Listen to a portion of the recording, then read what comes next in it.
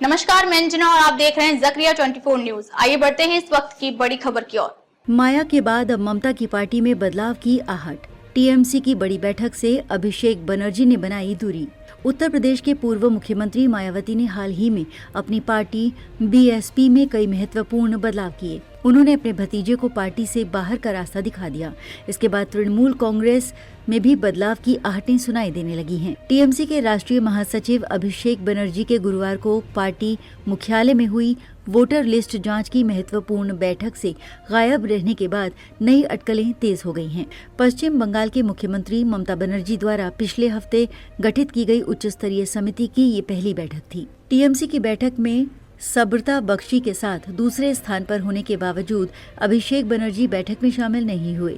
इससे पार्टी के अंदर हलचल मच गई है। कुछ पार्टी नेताओं ने उनकी अनुपस्थिति को मामूली बताया, जबकि अन्य ने ये ध्यान दिलाया कि ममता बनर्जी ने स्पष्ट रूप से कहा था कि सभी चुनाव संबंधी कार्य टीएमसी मुख्यालय से ही होंगे, न कि कहीं और से। इससे पार्टी के भीतर नई अटकलें लगाई जा रही हैं। सूत्रों के अनुसार अभिषेक की अनुपस्थिति उनकी डायमंड हार्बर विधानसभा क्षेत्र में चल रहे सेवाश्रय कल्याण शिविरों की अंतिम चरण की तैयारियों के कारण थी। रिपोर्ट्स के मुताबिक बुधवार को वो महेश तला में इन शिविरों में व्यस्त थे। हालांकि वो गुरुवार को कोलकाता में थे, लेकिन वो बैठक में शामिल नहीं हुए। अगले सप्ताह 15 मार्च को डायमंड हार्बर की राज्य समिति के सदस्य, जिला अध्यक्ष और संगठनात्मक प्रमुखों के लिए एक वर्चुअल बैठक निर्धारित की गई है, जिससे कुछ सदस्य उनके व्यक्तिगत रूप से उपस्थित न होने का कारण मान रहे हैं। टीएमसी के भीतर बदलाव की संभावना। गुरुवार की बैठक में टीएमसी नेताओं ने विभिन्न जिलों में वोटर लिस्ट की जांच का जिम्मा सौंपा। सब्रता बख्शी को दक्षिण कोलकाता का जिम्मा सौंपा गया, जबकि अभिषेक को दक्षिणी 24 परगना की जिम्मेदारी दी गई।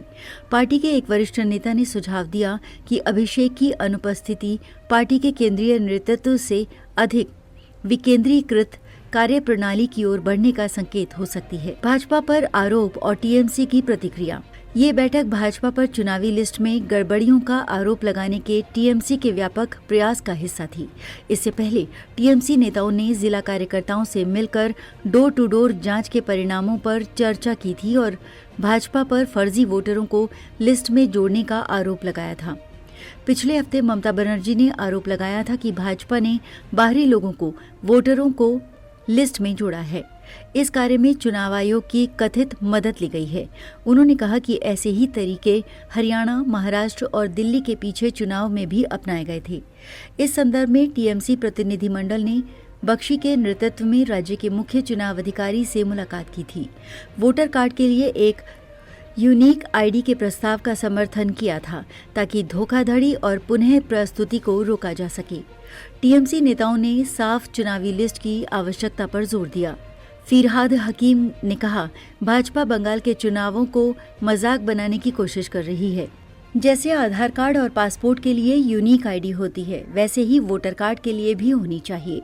चुनाव आयोग ने यह स्पष्ट किया है कि वोटर लिस्ट अपडेट प्रक्रिया पारदर्शी है और इसमें राजनीतिक दलों द्वारा नियुक्त बूथ लेवल अधिकारियों की भूमिका होती है।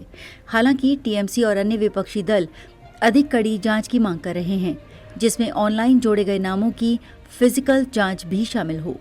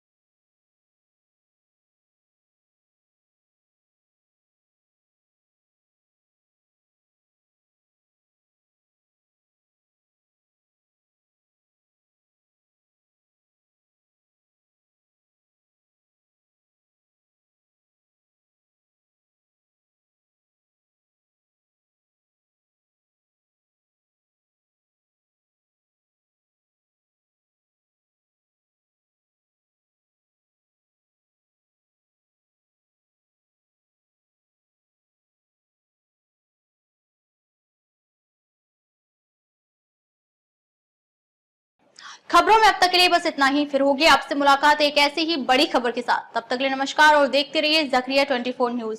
अगर आपको वीडियो पसंद आई हो तो लाइक करें व शेयर करें। ऐसे लेटेस्ट अपडेट पाने के लिए बेल आइकन प्रेस करना ना भूलें। अगर आप हमें फेसबुक इंस्टा के माध्यम से देख रहे हैं तो पेज को फॉलो जरूर करें। धन्यवाद।